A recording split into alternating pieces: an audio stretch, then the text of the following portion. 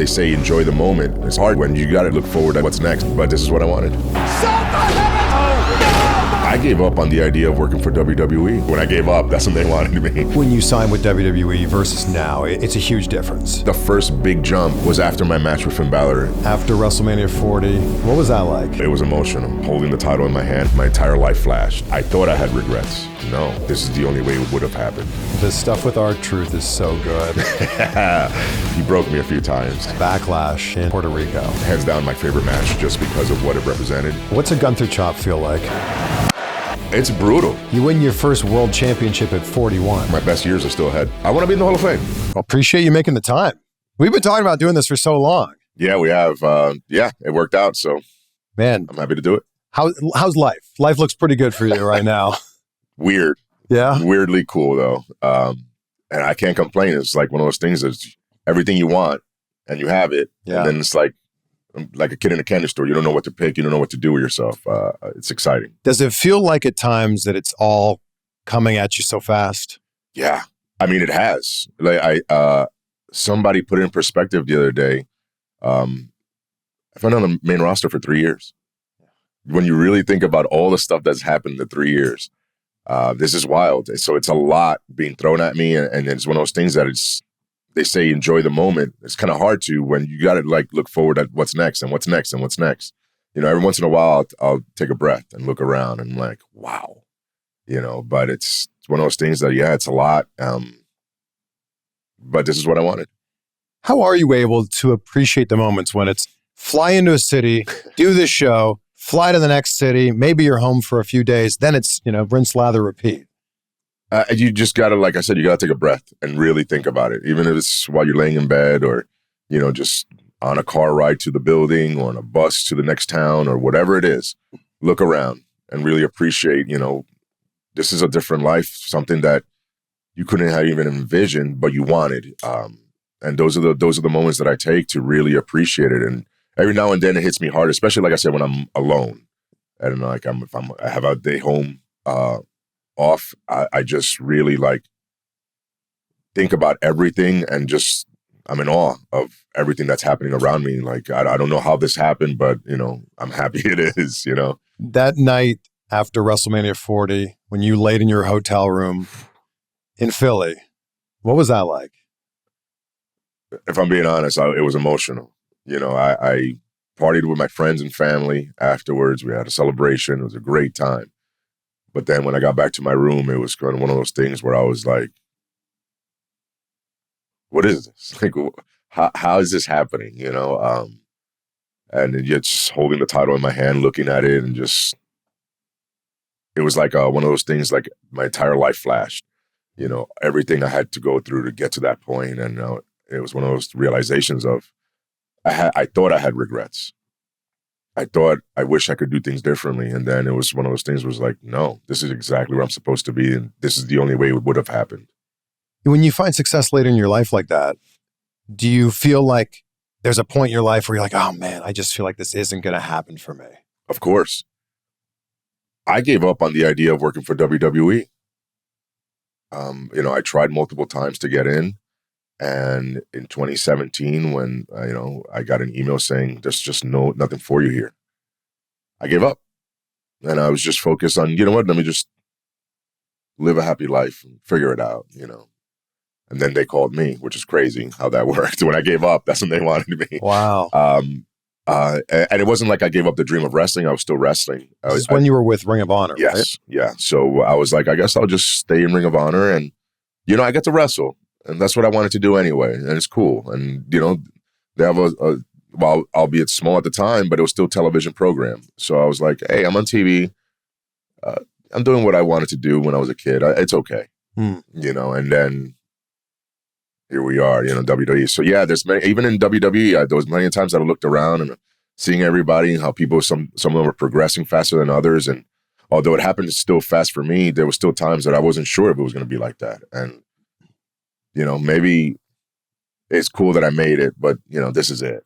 It was one of those things like, I don't know if I belong. I don't know if, I don't know what the future is going to be. And not that I gave up, but that I did doubt. And I was like, I don't think this is going to happen. I never thought I was going to be world champ. It's so interesting because there's a lot of people that are just like, I'm just happy to be here. Like, I'm happy to be signed. The WWE was my goal, and now I'm here. Then you push that a little bit further, right? You have to. Like, you set a goal, right? And to me, I was like, I wanted to make it to WWE, and then I made it. Then it was like, well, now I want to be on NXT. Like, I want to be a regular superstar on NXT. Then I got to do that. Then it was like, well, I want a championship. You know, I want this, I want that. Now, actually, I want to get called up, you know, and it's just a lot of things like that. But you set short-term goals, but you keep moving forward. And even when you doubt, like I said, I wasn't sure about things, it didn't mean I stopped and quit. I didn't quit. I still worked very hard, and I still strived for more. I just wasn't sure what was going to happen. I was just being realistic. But in those moments of self-doubt, how do you push it forward from there? How do you get through that and get out on the other side of it? So I was never a believer in the power of positivity till I decided to change my life around. And when I have those moments of doubt, it's like, all right, well, even though you doubt, still strive for that, because even if you don't make it, you're going to encounter a lot of cool stuff on the way, on the journey. You know, if you put your best foot forward and you give it everything you got and you work your ass off for your own dream and your own goals, even if you don't make it to the finish line, the stuff you're going to experience and accomplish on that route, you're going to be proud. I mean, there's no way you're not. So that's what kept me, pushing. There was that photo that people were posting of you and Gunther before your match at Money in the Bank. And it was a throwback to what you guys look like at the start of your career. Yeah. And then fast forward to what you guys look like now. When you look at that photo of you back then, who is that guy? That's exactly what I asked. Who is that guy? Like, how did I think that way? How did I think that was okay to be lazy and complacent and not work your hardest for what you want, for your own life? You know what I mean? Like, it's wild to me that it's like a distant memory of who I used to be. Like, I don't know that person. It was like, to me, it's like I watched a movie of a character, but I don't know that person. Huh. It's hard for me to imagine being that way again. Like, it's like a former life. What was the thing that changed in your life? It's weird because I remember the day that I made a big decision. I quit my job. They were offering me more money. Where were you working? I was working at a club in Atlantic City. Free apartment, free car. And anybody who knows my story knows I didn't have anything. So that was everything. Literally everything. Yeah. I had nothing saved, nothing. And they were like, oh, we're going to pay you an actual really good salary. Keep the apartment, keep the car. We just need you to stop doing that little wrestling thing you do on the weekends. Without hesitation. I was like, you have my 2 weeks notice. And then they were like, oh, that's how you feel? And I was like, yeah, this is not what I want to do in my life. Wow. Walked out of there. And then I was like, oh my God, what did I just do? But immediately started going to the gym. And then dropped all these people that I was surrounding myself with that would basically just telling me what I wanted to hear, tap on the back, just, you're going to be fine. You're good, man. You're 6'5", like whatever stupid compliment.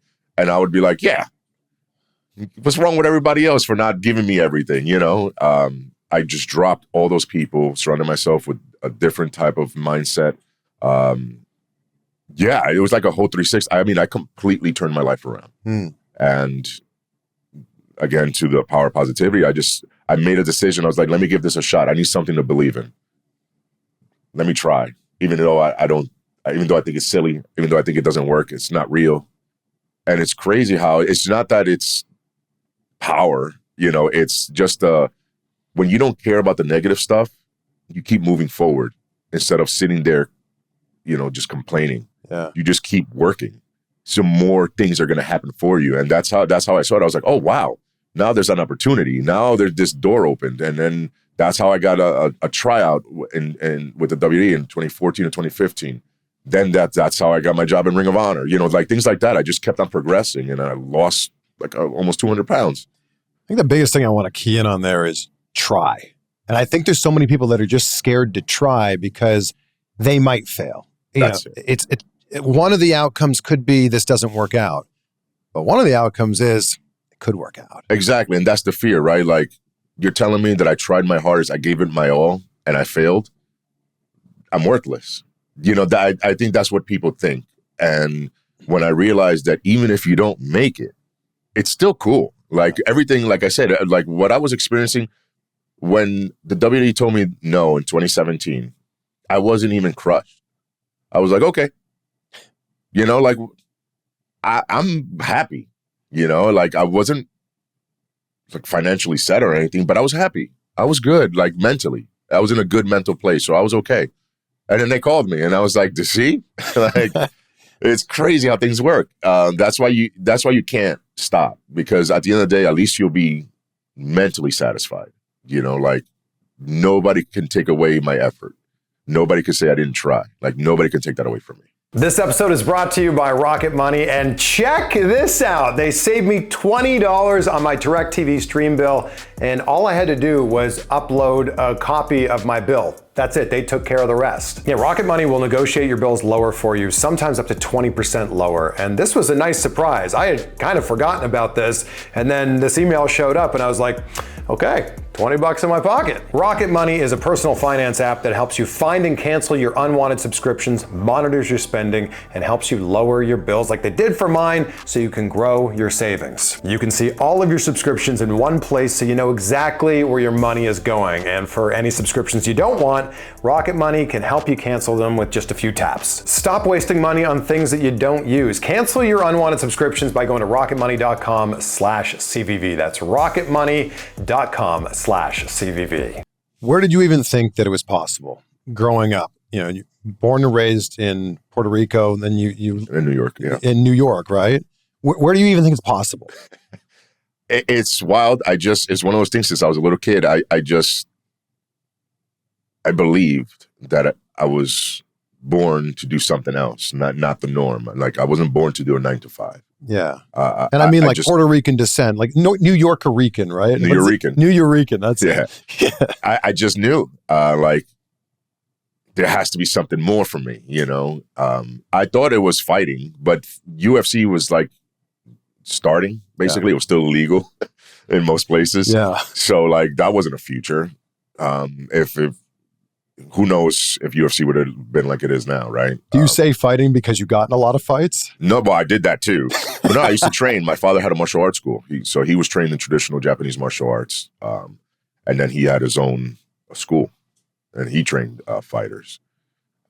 So, and obviously I'm the son, so I had to be the best one. So he was the hardest on me.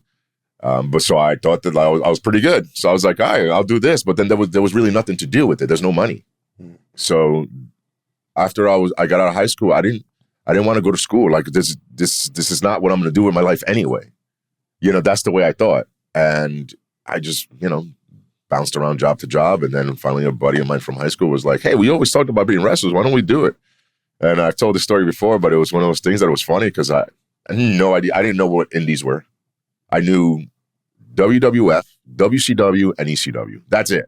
That's all that ever existed. And I would see Japanese wrestling in magazines and whatnot, and tape trading or whatever, but I didn't know indies. And then he was like, I was like, what do we do? Just show up to the Garden when they're there and just say, hey, we want to wrestle? And like, sure, a lot of people do that. He's like, no, like anything else, you got to learn, you got to train, you got to go to school. And then we found the Monster Factory in New Jersey. Man. And then where does it go from there? Because then it's still a long shot, right? Yeah. So at the time, there's a system at the school at the time. It's different ownership now, but it was very like secluded. Like it wasn't like, we'll train you, now go venture out, do indies. I still, while I was training, had no idea what indies were.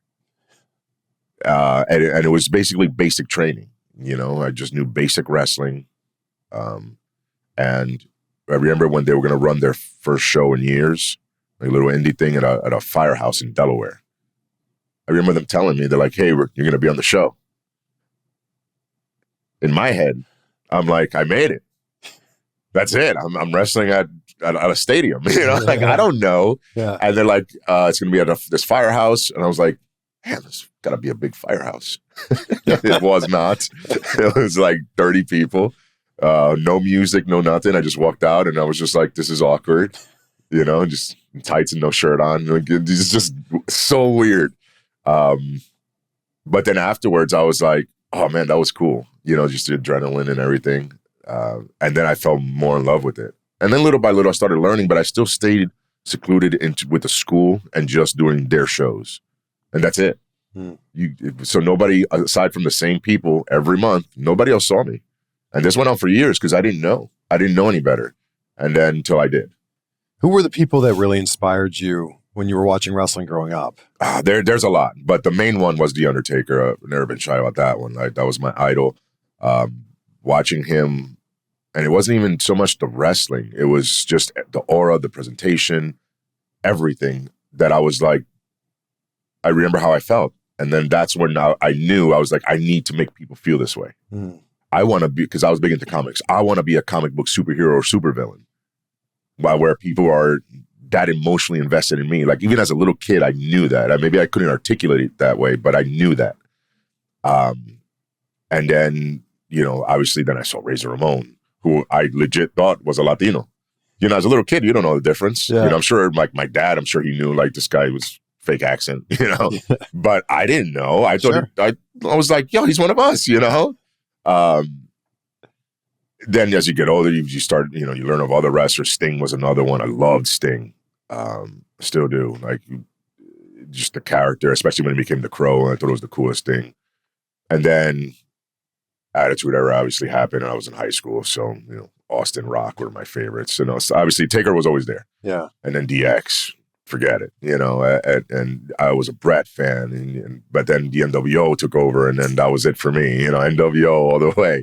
But so it's funny, I would watch WCW just for the NWO, and then that's it when they weren't on. Back. Yeah. NWO and some of the cruiserweights, and then I would switch back. That first hour, like when Nitro went to 3 hours and the first hour was cruiserweights, I was locked in. Yeah. I had some favorites there. I was a big fan of, obviously, Ray, Di Malenko, Sikosis. I was a huge fan of these guys. So and the stuff they did, Kidman, like I just thought it was so cool because nobody was doing that stuff. Yeah.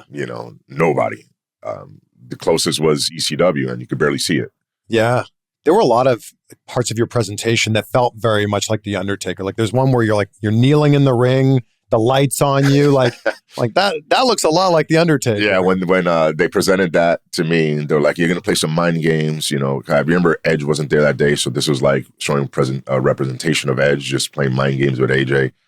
And they were like, you're going to do this. And I was like, so I got powers? They're like, no, it's just, you're just messing with them. It was like it's almost as if you planned this. I was like, all right. They were like, so kneel down. And so they're trying to explain to me. I was like The Undertaker. They're like, yeah. I was like, I got it. Did you kind of vanished? Yeah. I got sucked out. Like they made there was like a sucking sound. And I just disappeared. It was pretty funny. It's like The Undertaker. Yeah, when people see stuff like that, I know there's some people that's not for everybody's taste. I love stuff like that. I think it's the coolest thing because, again, now it's like the comic books, which I was a fan of. So every once in a while, I like doing stuff like that because it's the little kid in me that enjoyed this side of the business. Do you remember the first time you met The Undertaker? Yeah. It was 1999 at an autograph signing in the Palisades Mall in New York, Rockland County, New York. Oh, man. That day I was doing impressions. There was so many people. There was a long line. I was doing impressions of him, and everybody was trying. Everybody was like, you got to do it to him. And now you got to do it for us. No. But at the time, as a kid, like I could mimic his voice a little bit, and I would do the eyes. I was good at doing the eye rolls, and I had a trench coat on and his bandana. Like I was decked out. And they're like, you got to do it to him, like do it for him. And then when I brought up to him, I choked. I was like, hi, I watched wrestling because of you, And he was so nice too, which blew me away. Like he's The Undertaker, right? You're expecting like him to set me on fire. I don't know. And especially at that time, he's in full character. You know, up until recently. And and that was the year where he was banged up, and he was leaving, and then he came back as the American Badass. So he was thinking about retiring. So that's what I said to him. I was like, please don't retire. And he was like, stop, like he was just cool. And we got a picture shaking hands. I was in my teens. That was the first time I met him, and I won't forget that. I remember choking. And then I remember meeting him again at the Performance Center. Yeah, so cool. Fast forward to when you're signed with WWE and you meet him again, what's that like? Yeah, I choked again. I was like, hi, this, you know, like I couldn't even like, man, what's my name? You know, it was really funny. Like, and he used just a cool man. What a cool dude. He's such a good person too. Yeah, he's such a good dude, and just there's nothing fake about him. Like he's like he legitimate badass with swag. Like he just carries himself with such a way that it's cool. You know, like you see him and you're like, I want to be like that guy. You know, and I was like, I'm glad I looked up to him. Like he's everything I thought he should be, and he was, and it was cool. And then he got to critique my matches, and oh my gosh, oh yeah, and I went on a different day. So the first time I met him at the PC, basically Eddie, the referee Eddie, one of my best friends, this is the best thing. He texted me, he's here, out of the blue. Just he's here. I knew exactly what he meant. I was home. I drove to the Performance Center just to meet him. And then Bloom knows I'm a big Undertaker fan. Is dying laughing. He goes, "You want to say hello?" And I was like, "Yeah." So he brings me over and of course embarrasses me, you know, in the introduction. They're like, "Hey, this is one of our fans." That's and I'm like, man. But then later on, like I would go in, like if I knew Taker was going to be in to work with like the big guys, even though like, and when I mean big guys, it was like Omos and Babatunde, like all these guys that are close to 7 feet tall. So like I'm small compared to these guys. So I wasn't even invited to the big man class. But I would go and I would, like if he was trying to demonstrate something and since everybody else was newer, I would be like, yeah, do it to me. You know, and I'd bump or whatever and just show. So it was kind of cool that I got to work with him. You know, literally physically work with him while demonstrating stuff. I mean, he just beat me up, but it was the coolest beating of my life. You're in the ring with the Undertaker. It was so cool. And again, like I said, he was, man, and he's, even then, like he was so good. Like his explanations were very, very clear and understanding, but then just like his punches and everything was so perfect. And I was just like, this is incredible. If you're wanting to burn some extra calories or sweat out some toxins from a particularly big evening of food and drinks and indulging, check out the infrared sauna blanket from Bon Charge. I've been using this since last year and I love how it raises your body temperature while you're just kind of sitting there relaxing, reading a book or watching TV. A session's usually 30 to 40-ish minutes and you can burn up to 600 calories in one session. I was looking into getting a sauna because I knew of all the health benefits associated with it.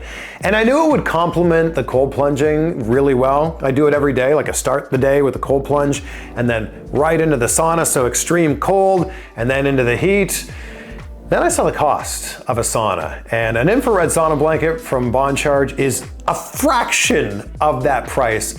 And I think it might actually be better because you just kind of roll it out and crawl into it, kind of like a sleeping bag. It heats up in just a minute, and then you just let it do its thing. And I always feel so refreshed when I'm done with the infrared sauna blanket. Head to boncharge.com/CVV to check out the infrared sauna blanket and use my code CVV. You'll save 15% on it.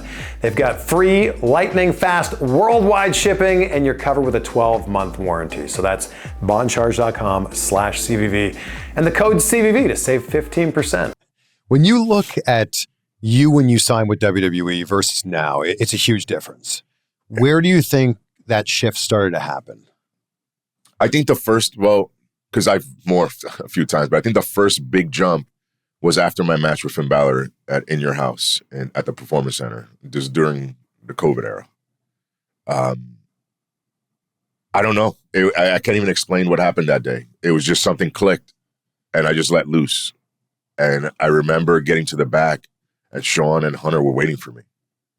And he was like, that's the guy I need to see from now on. There's no going back. That guy that was out there, that guy's money. Like, you have to be that guy, always. He would stop pretending. You know, and Hunter told me, and it's cool because Hunter told me, he gave me advice that I guess Taker had given him. And he goes, when Taker told me this once, when you learn how to just be yourself, you're going to make a lot of money in this business. And then he was like, I know, that's weird because how the hell do you not know yourself? It's you. And sure enough, I was like, yeah, what the hell does that mean? And then I figured it out. It's just, we try to be a version of ourselves that we think everybody else expects, which is not you. You're still pretending. I think now is the closest to really me that you see, you know, especially with the Judgment Day and with Rhea. You saw a different version of me, you know, and I like that I could show off different layers. Like when I did work with Truth, you know, that just showed a different layer to me. Like, oh, I'm a normal person, you know, but still I'll kill you, you know.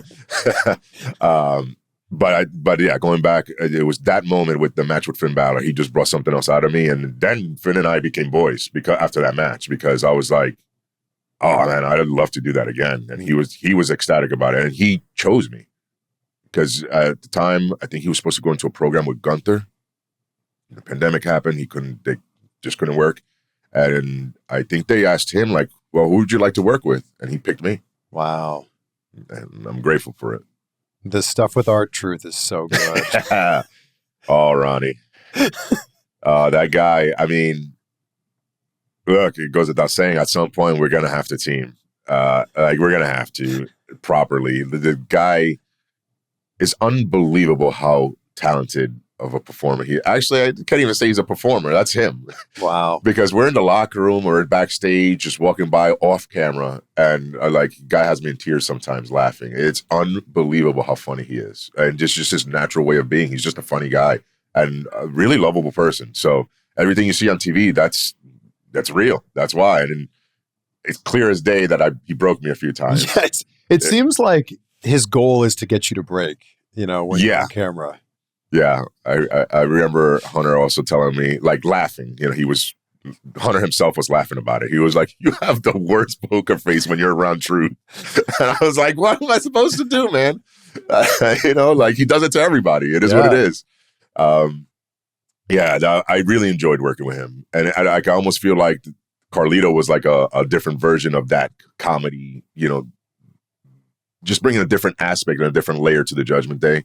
Or to me specifically, I think Carly does that a lot, because like I react to stuff, and then as soon as they're like, okay, and I just dying laughing, and I'm like, bro, you're really funny. You know, I love working with Carlito. What's the one where Truth got you the worst? Oh man, there's a few, but the one that always comes to mind is we were in the ring, and I know he said something about I could see it in your eyes or something, and I turned around.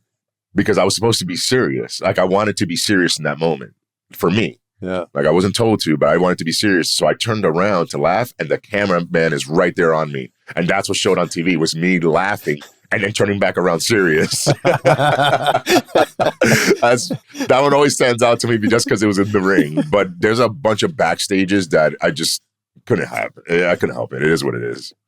I feel like the promos you cut now feel so effortless. What's the work that you've put in on your promos over the last few years to make it feel so seamless? Before and after anytime I have to speak, I'll go to somebody like specifically Heyman. And he just constantly reminds me of like, where are you from? He goes, you from New York? And I'm like, yeah. He goes, why don't you talk New York? And I just got to remind myself of stuff like that. And then he'll critique my delivery on stuff. And then he's always like, don't try to force remembering what you're going to say, because then you lose yourself. Just talk, you know, and feel what you're saying and react accordingly. Because you don't have to pretend. You don't have to go out there. And then I think just having those things said to me over and over. Now, when I go out, I'm not so much worrying about a script or what I plan on in my head to say. I know what I have to talk about, and just talk and react. You know, and I feel more comfortable. I really do. And I think the Judgment Day obviously helped me with that. Having people to fall back on, especially when we were all talking. So it's like conversational. It just, having your friends there made it so much easier. You know, like they took pressure off of you, you know. In those backstage segments with the Judgment Day, your voice booms through, right? Because like you've got this, you know, deep voice, but it catches your attention, right? So if you're in another part of the room, or if you're looking at your phone and they hear your voice, it's like, oh, damn, I got to listen to this now. Yeah, it helps. The voice definitely helps with whether it's intimidation or just standing out and drawing attention. It definitely does help. coming from a 6'5" guy, it definitely seems imposing. So I'm glad I was blessed with the deep voice. You ever thought about doing voiceover work? Yeah, but I guess it's one of those things that, like, what I learned when I was with my buddy when I was younger, with like, you got to go to school for something, right? Because I was like, well, how do you do that? You just show up and just be like, hey, I can talk. I got a voice. No, you have to go train for that too, so, in some way. So, but that'd be something, of course, once I'm done wrestling, why not? It's probably a lot, I would hope it's a lot less painful.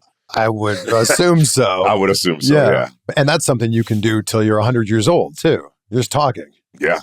So that's, of course, that's there. I got the voice, might as well. I feel like you could be like the new James Earl Jones, or it's like Darth Vader's voice, or you could just say, "This is CNN."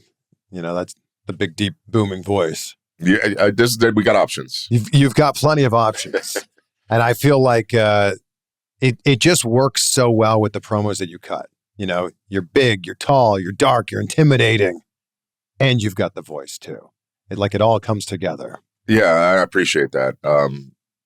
You work where you got, and I've been blessed with, like you said, the side and the voice. So I use it to my advantage, just like others before me did. Scott Hall, Undertaker, these guys that had imposing voices and size. Yeah, and they used it. Yeah. Let's go to Backlash in Puerto Rico. First of all, when it gets announced, what does that mean to you? It was when it became official, because what a lot of people don't know, that there was back and forth, that it almost didn't happen in Puerto Rico. And plain and simple, I don't think we would have done the match if it wasn't in Puerto Rico. Like, we were only going to do the match. It was in Puerto Rico. So when they announced, Backlash in Puerto Rico, I was like, okay, this is real. This is happening. The island is getting a little shout out. We get to represent. And for me, it was always, of course, I'm very proud Puerto Rican, but it was just representing the Latin community, all Hispanics. That to me was, look, opening the doors for a lot of stuff. And I'm not saying that Puerto Rico did, but look at how many PLEs we're doing outside the immediate country. You know what I mean? Like, yeah. I feel like the crowd reaction there was like, got the company excited for, man, let's see what else they can do. Mm. And so we were excited and thrilled for that representation. Obviously, I was nervous in the idea of, this has got to be really good. It's me versus Bad Bunny, one-on-one, in a high-profile match. This isn't just a typical celebrity match. They do 2 or 3 moves, and it's bye. Like, we're going to go 20-plus minutes. Have to get everybody emotionally invested into this. And it's more than just people clapping hands for a celebrity. People needed to feel sympathy, excitement, fear, all of it. That's what you want. So that there was nerves in that sense. And I knew that the work was going to be put in on Bunny's side. Like, I did not worry about him not being ready. But you never know of how things are going to play out, so. That's a lot of confidence in you as well, to be able to carry the majority of that match and make him look good. And I would think there had to have been a concern in the office too. Like, yes, there's confidence in me, but at the same time, there had to have been like, did we make the wrong decision here? There has to be, Clearly they did not make the wrong decision. Thank you. Yeah, I don't think so either. I don't think they do either, but I'm sure beforehand, because there was talk of changing it to a tag match. But at the same time, Bad Bunny and I were very adamant. We were like, we don't want to do a tag match. And I was proud of that one because, obviously I helped train Bad Bunny. I pieced this match together the way I envisioned it, and he did as well. Like, he had input and he had great ideas. And then I was very adamant about other representation. Like, I wanted to use the LWO. I requested Carlito and Savio. Maybe requested it under the guise of, Bad Bunny thought it was a good idea.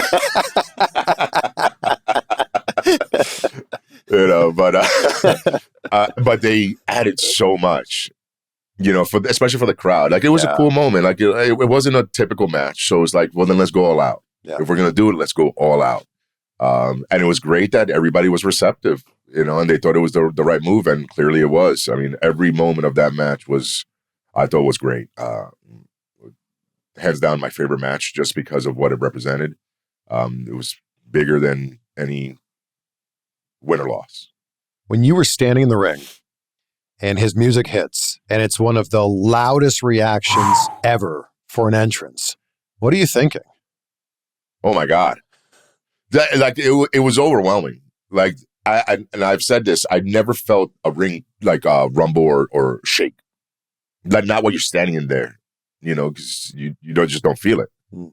I actually felt the mat shaking during his entrance. And I was like, wow, this is crazy. And I even took a second to look around, you know, during his entrance, because it was just it looked like a wild scene. Like it was a mixture of a concert with, I don't know, but like a Woodstock type of, it was insane. Yeah. It was one of the coolest things I've ever seen. Goosebumps as you're talking about. It's crazy. And then, and it's funny because the following year, obviously, I faced Jay in France at Backlash, and that entrance was insane. I feel like if you want to have the greatest entrance of your life, face me at Backlash. Yeah.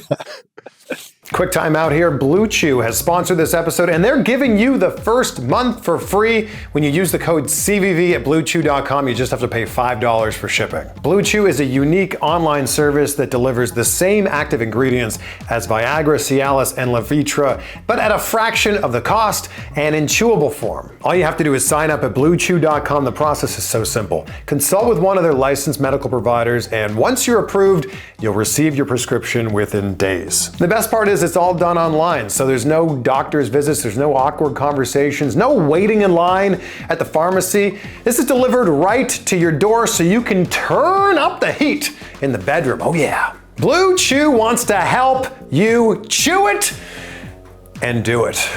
Like I said before, the first month is free. You just have to pay $5 for shipping when you go to BlueChew.com and enter the code CVV. That's right, your first month is free at BlueChew.com. When you use that code CVV, you just have to pay $5 for shipping. Big thank you to Blue Chew for sponsoring the episode. Yeah, it was like every single person in the audience was singing his song.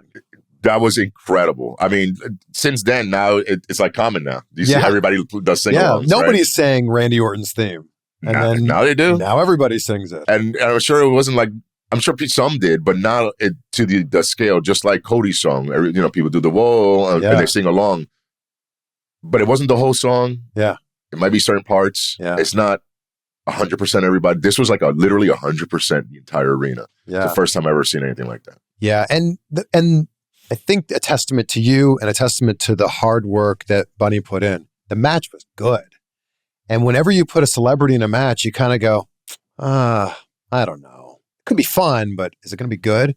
And it was good. So congrats to both of you. Thank you. No, and that was the thing. Like, it was both. Like, we had fun. Probably me more than him because he was in a lot of pain. Why? What hurt him the most? He's just not used to bumping. Well, that's the thing. It's like when we were training, and it was one of those things. I was like, we got to train a little harder than we did the last time. I was like, and I explained to him, I was like, I'm gonna hit you really hard. I was like, I have to. This is one-on-one. I was like, it's a street fight. I was like, I need you to not hold back. Like, you're in a street fight for real. Give me all you got. I was like, I'm not going to give you all I got because you'll die, but I'll give you a lot. And I did, and I gave it to him. And, you know, that was the one thing, you got to respect the guy that's not from this business. His body's not used to taking that much physical, impact. And he kept on getting up, Granted, he told me that it took him a few weeks to recover. He messaged me like 3 days after, and he was like, I finally feel good enough to walk around. Jeez. Like, he was like, I've barely come out of my bedroom. Like, I've been in so much pain. He was, I feel like I've been in a train wreck. Wow. And I think the worst thing for him was one of the Kendall shots. And I only gave him one. He gave me like 20 of them. I gave him one shot. But I did tell him, I was like, I'm only going to hit you once. Don't worry. And he goes, oh, okay. He goes, you sure? I was like, yeah, I'm sure. And it was one I swung like a baseball bat. Then you rode that momentum, I mean, really into Money in the Bank, right? So when did they tell you you're going to win Money in the Bank? Shortly after, it was like, after that moment, great for the community, great for the island. But now what? Mm-hmm. I just lost to a celebrity at the end of the day, right? Like, okay, that was bigger than anyone lost, like I said, but the show continues. Sure. So now we got that business done, but now what happens to Damian Priest, the character on TV? So I had those questions, and then, but I think I don't know if it was already the plan, but after that match, like they knew they can trust me, like more than ever. And then shortly after, within a few weeks, but then it was with always that wording of things can change. Yeah. But as of right now, the plan is. Hmm. And I'm, obviously fortunate that plans did not. Did they tell you you're going to win, and then the idea is you're going to have this really cool WrestleMania moment? No. That's one of those things like, we'll see what happens. Hmm. I when I won the briefcase, I wasn't sure if I was going to cash in that night. Wow. They don't tell you everything. Just putting that out there. I know people think that we know. No, they might have a long-term plan, which I know they did. Yeah. But they don't really articulate it fully to you. Probably for the main, also the reason of they don't want you to get, amped up and hyped, and then, sorry, things changed. Yeah. Then you're heartbroken, like, 'cause that's not cool either. So I'm pretty sure they like to keep it, but but when they do tell you, they tell you but things can change. So take it with a grain of salt type of thing. That WrestleMania moment was pretty incredible. Yeah. So before your music hits, you're standing backstage. What are you feeling? I just I couldn't believe it was happening. Like that whole day, I didn't think, I knew that there was a possibility of things. They told me the day before that, look, things can change. We've seen things change. Yeah. We saw it at Money in the Bank when Brock won the briefcase. They came out of nowhere. Yeah.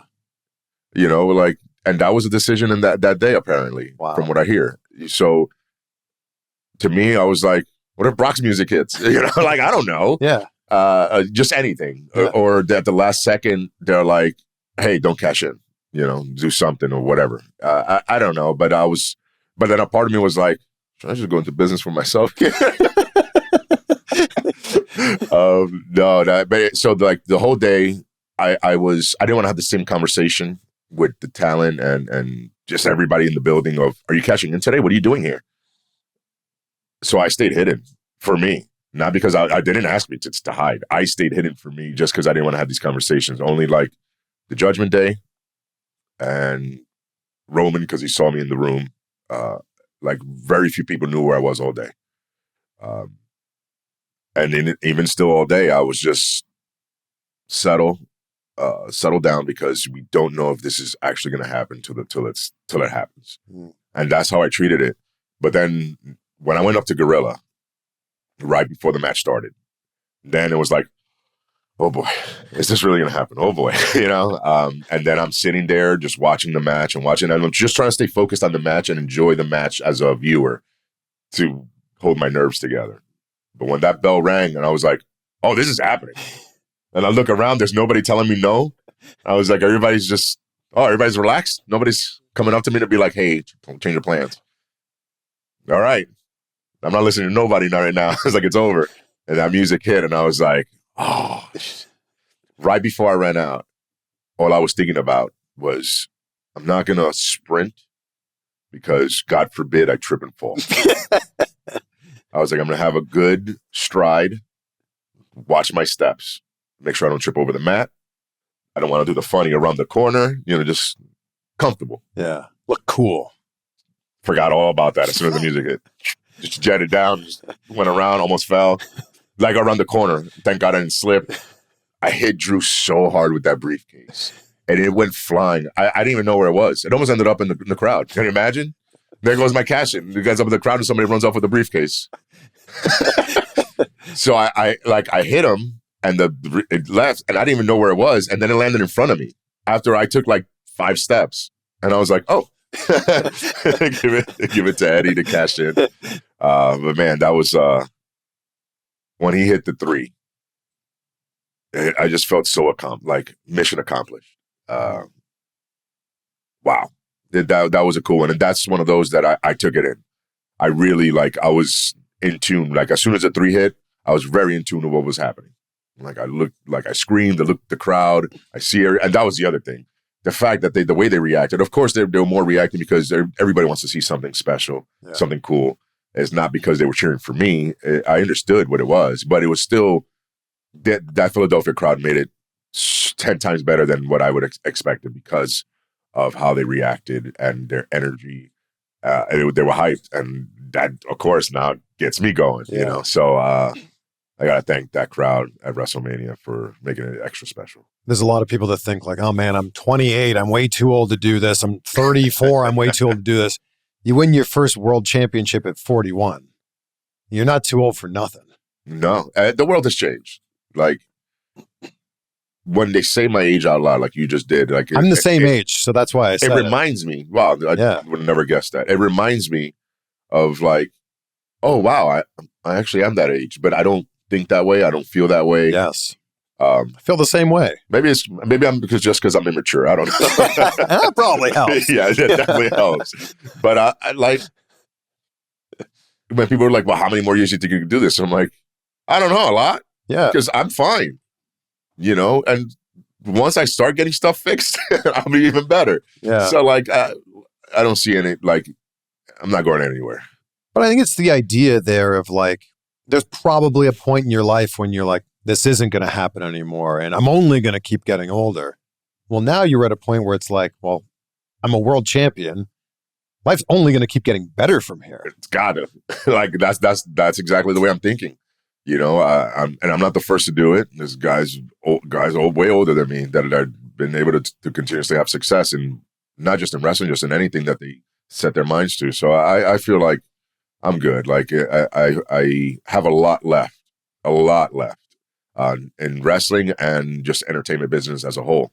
So I'm pretty confident that, yeah, like to your point, I feel like my best years are still ahead. Who instilled this in you? Who instilled this mindset in you that you can accomplish anything? Like I said, I just decided to think the opposite of what I used to. I love that. Of course, you get advice from a lot of different people, family, friends, you know, people that you look up to, idols, but ultimately it's on you to make the decision of what you're going to do with yourself and your life. And I just the choice I made, I was like, if I truly believed since I was a kid that I was destined for more than just the average, then it's got to be, and I gotta be this way. I have to be this way, and I have to be not just confident, just positive and willing to do what it takes. When you talk about life outside of wrestling, there was talk about you being in Black Panther too. Yeah. What ended up happening there? It's a long story, but basically, it got taken away from me, but not from Marvel. Did you have the role? Yeah. Oh, wow. Because I know earlier on it was like you were reading for the role, you were auditioning for it, so you got the role. Yeah. And I think we can read between the lines here that you know, the regime was a little bit different at that time. Exactly. Maybe you need another Marvel opportunity. It'd be cool. I'm ready. And I feel like it could happen now. Well, and it's funny because now I'm busier than ever. So, and look, come what may, I'm good with it. You know, maybe I do something like that. I go a different route, and I'm not sitting here with you as the world champ. You know, like being a world champion. Like that's true, I won a world championship at WrestleMania. Like I don't know if that happens. Yeah. So, look, and I said this before. Like I live a certain way now that I can't look and regret. Yeah. I can't think about stuff that didn't work out my way. I got to think about what's next and what else I can do positively for myself. So it didn't work. It didn't work out. Not the end of the world. The movie was great though. It was a great movie, but you're right. Everything happens in life. Like if this thing doesn't happen, then this thing doesn't happen. And then maybe you're not, you know, seeing your money in the bank. And then maybe you don't cash in at Mania. And then. And all of that added up becomes the person who's sitting here in front of me right now. There's no reason to live in regret. You know? Exactly. Especially when there's so much positive to come. Yeah. Like we don't know. Yeah. So there's no point of being miserable over something that did or didn't. But it's, you know, you can't go back in time. At least not yet. So maybe one day. Maybe one day. Tell us something about Rhea Ripley that we might not know.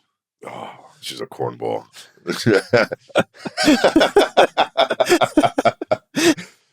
I mean, I think we've, in different, whether it's interviews or in the ring or just social media, we're out there of how we are and what people know about us. She's my favorite person. Like, she really is. That's my homie, ride or die. Like, love her to death. It's nothing I wouldn't do for her. But yeah, she's corny as hell sometimes. She was wearing, when we interviewed her yesterday, she was wearing like these 9-inch ridiculous. Heels on these spiky boots. She sent me a video that the fans were taking. Yes. The walking on the ramp. Yes. Yeah. Holding onto my shoulder. She was like, I'm not going to make it. And I was like, hold on. What's funny is her wearing those heels, she's almost as tall as you. Which I was like, what's wrong with you?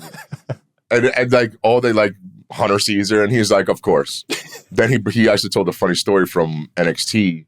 He was like, it was almost like a competition between her and Raquel of who can seem taller. He was like, I would do these interviews instead. I would stand next to them and I'm just looking at Raquel and Rhea. And I started laughing because I do remember those days that they were like doing it as almost like a rib to each other to see who could look taller. Yeah. So they would wear these ridiculous platforms and they're like 6'4", 6'5". She's already very tall. Yeah, exactly. So this is not necessary. Yeah. Not necessary. Where do you see things going from here? Like, life is pretty great if you're Damian Priest right now. How does it continue to keep going up? It's one of those things that I don't know what it is, but there's got to be more. And I'm just going to keep striving for more, Obviously, I've accomplished some goals, but there's still more. Like, I want to be in the Hall of Fame. So I got a lot of work to do. Like I said, I've only been in the main roster for 3 years. I feel like I need a few more and a few more at a high level. I need just more moments. For me to enjoy with my friends and family, there's a lot more to Damian Priest to go that I need to happen so that when I actually am done, I could be like, man, I did everything, and I haven't done everything yet. So that I want to do it all. I want to work with everybody. I want to have every moment possible, everything. You used to do Hit the Lights as your finisher. What was the conversation of like, that looks a lot like the Crossroads, Cody's coming back, you can't use that anymore? That was pretty much the conversation.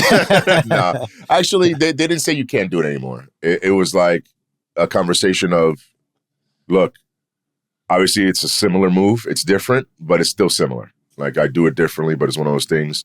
They're like, you might want to, but they never said change it. And even Cody was like, you didn't have to change it. I was like, yeah, but if you come back and I'm doing this move, every time I hit it, people are going to think of you. But who had it first? Actually, I don't know the answer. I mean, Tess did it.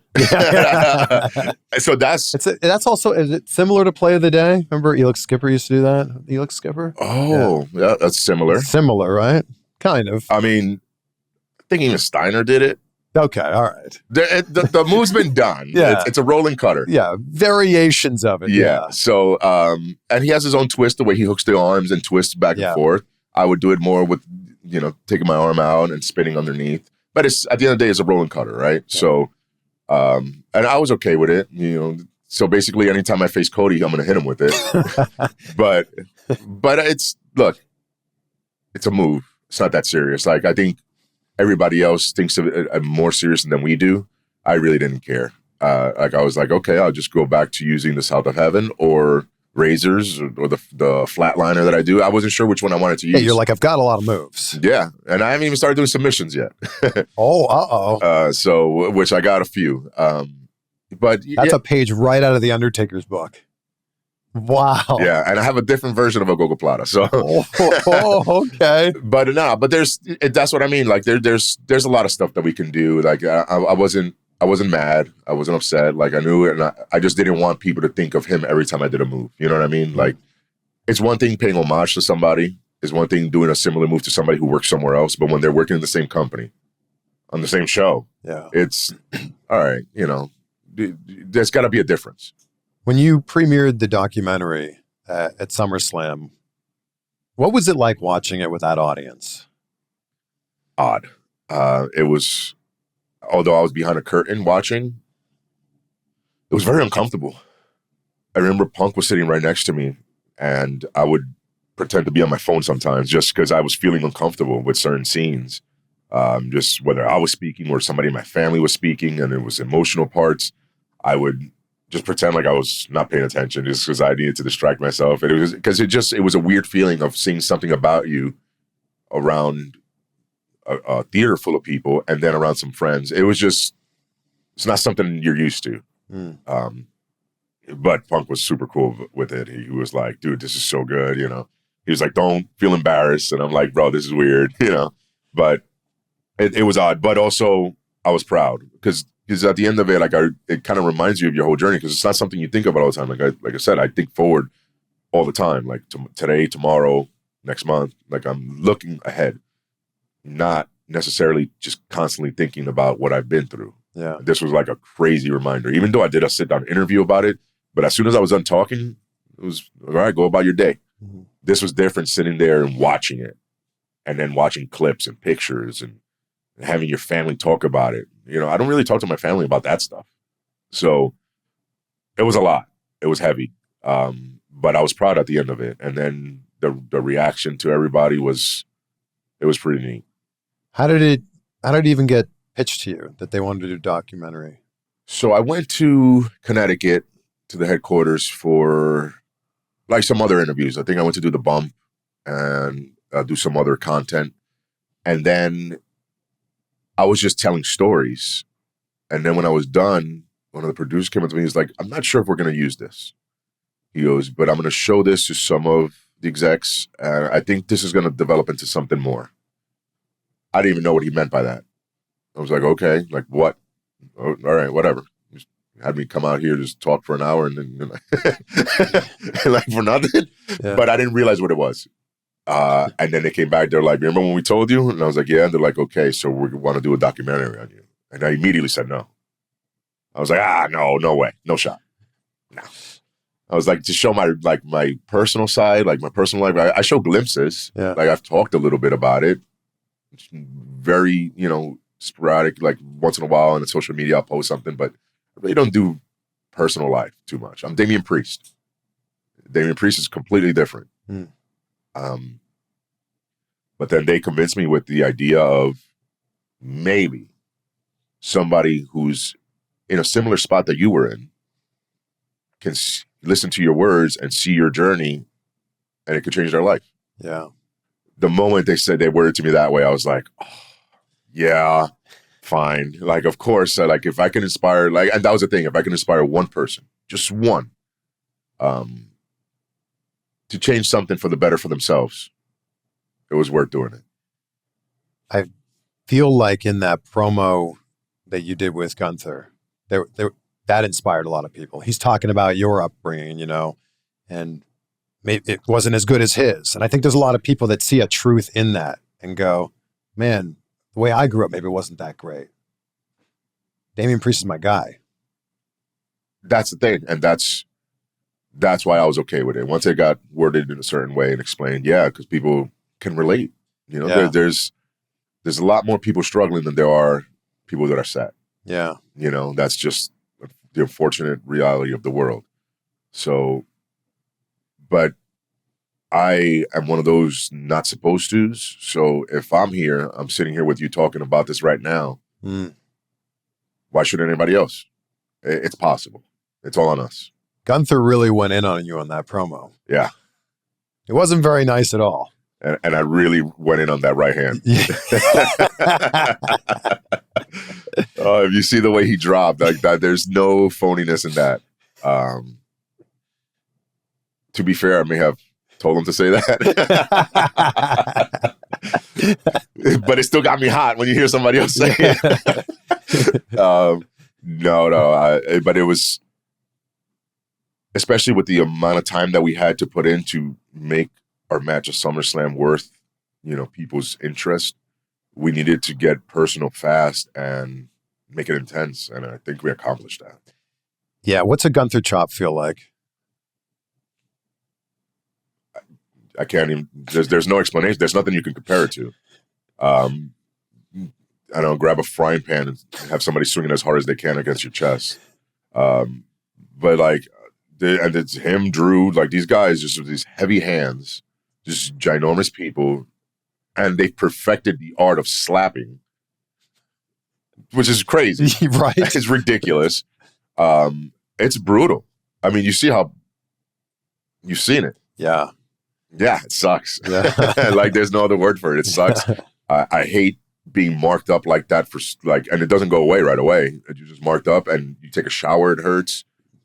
Take a deep breath, it hurts. You put on a t-shirt, it hurts. Like, it all hurts. Yeah. So yeah, not fun. Was it your idea to rebrand the Money in the Bank briefcase? Yeah.